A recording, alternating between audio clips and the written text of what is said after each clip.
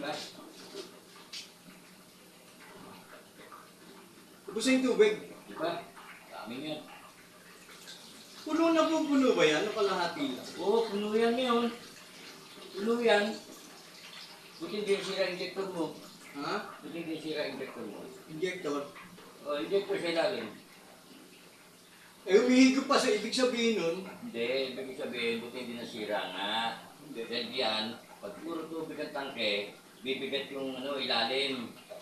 Kuha sa akin yung injector. Ilang araw na ba ito?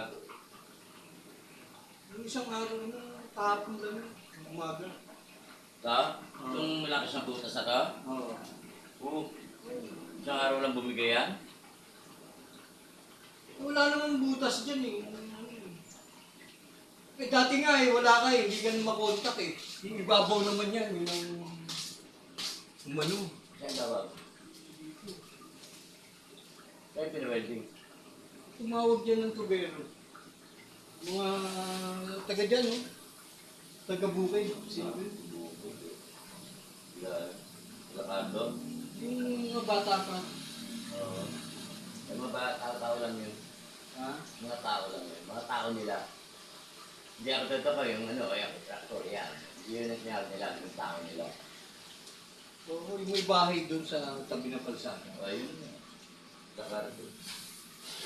Kumbaga, hindi tinawag na yan. Ah,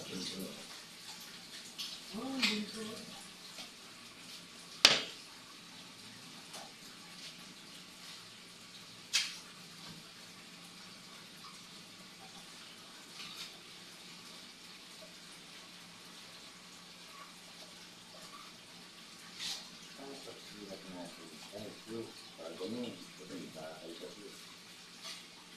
Oo nga, tapos pa.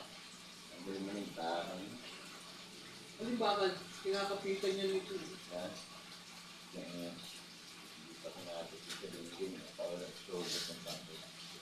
Ano mga ano natin yan. Saan? Yung tangke. Hindi pa siya. Paano na ilalabas? Ito. Tanggalin mo na rito. Tatanggal ito? Oo.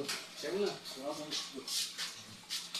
Ay, wala pala akong Ha? screwdriver ka ba?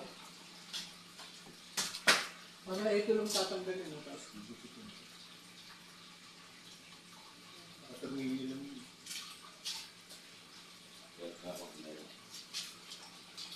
Ako ba yung screw?